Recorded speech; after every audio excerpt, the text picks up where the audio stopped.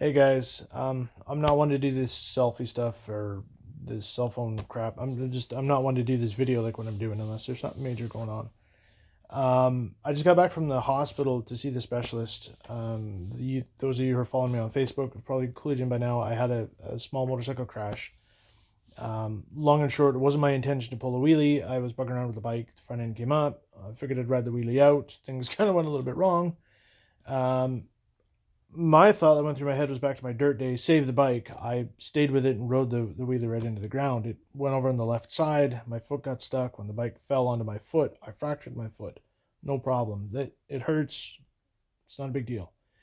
When I slid, this is first gear wheelie. Now I'm geared up fairly high, but still, this is a first gear wheelie. When I slid, it ground through my boot, my sock, and apparently through most of my ankle. I'm told that this is fairly deep.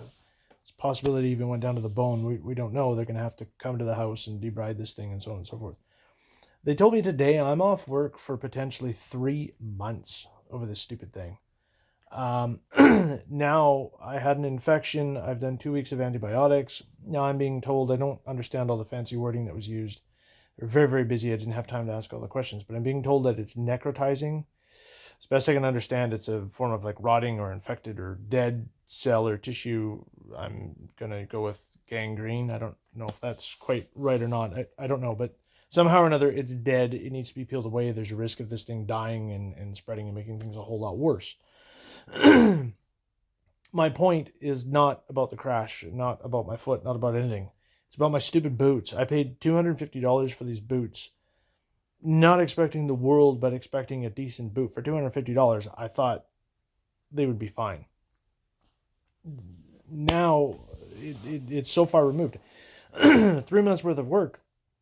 Uh, $250 versus 3 months worth of lost wages is not, it's not even remotely close to comparable. A $500 pair of boots is not really even remotely close to being comparable. Really, really think through your equipment choices. This is on me. I thought this was going to work because I put trust into the name and I put trust into the quality, and I expected something a whole lot better. Just to give a background, I bought these shoes when I worked at a parts counter. I was in an auto parts business for years. I bought a pair of these and they lasted me 10 years. So I figured, yeah, I'll buy another pair. Everything should be good. They're good, stout, hard leather, expecting decent results in the case of a crash. This pair of boots, the boots destroyed. This could cost me, it's cost me what's left of the riding season for sure. Highly unlikely it's going to cost me my foot. But in extreme circumstances, I suppose you could wind up losing. If this was worse, if I had a slid farther, let's say, this infection was more into my ankle, my foot, and so on and so forth, which is what would have happened to the shoe. Yeah, I could see this being a real big problem. So really think through your equipment, guys. This is a first gear crash, and I slid. I'm trying to find some surveillance tape to actually figure this out. As near as I can tell from the marks that were on the ground at the time, and as best I can remember, I'm going to say maybe up to 20 feet. I'm thinking it was more like 15 feet, and I'm probably still being generous. I read it. This was on my TT. They only weigh 300 pounds wet. I was on the bike, like I said, I rode it in, but my ass started dragging on the ground, so I really only had 300 pounds on my foot, and it gnawed through that boot in that 16 or so feet. Through my boot, through my sock, my jeans, and apparently most of my ankle, or at least enough of it to cause some big problems. So really and truly, guys, think through your equipment. I ride every day and I swore by these boots and I recommend them to other people in the whole 9 yards, and I'm feeling pretty foolish right now. Sorry guys to do a video like this. Sorry to make this all about sort of me. That's not the point of all this stuff, but it's just big lesson learned here. I put trust in something that I thought was good.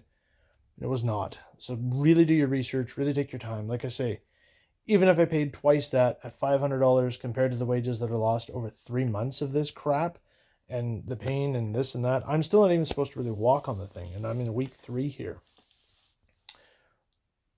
Don't cheap out. That's not what I did. but don't cheap out. Don't try to cross bridges. Don't nothing. Get a riding boot, a hard, good riding boot. Read those reviews. Really do your research and just don't dick around. Don't dick around, really and truly. Like I say, I put my trust in this thing because of the name brand and how good of wear I got out of the first boot of the exact same type that I bought, and I thought this would be fine, and boy was I wrong. Anyway, guys, enjoy what's left of your season. I'm obviously out. I'm gonna be bored. All right,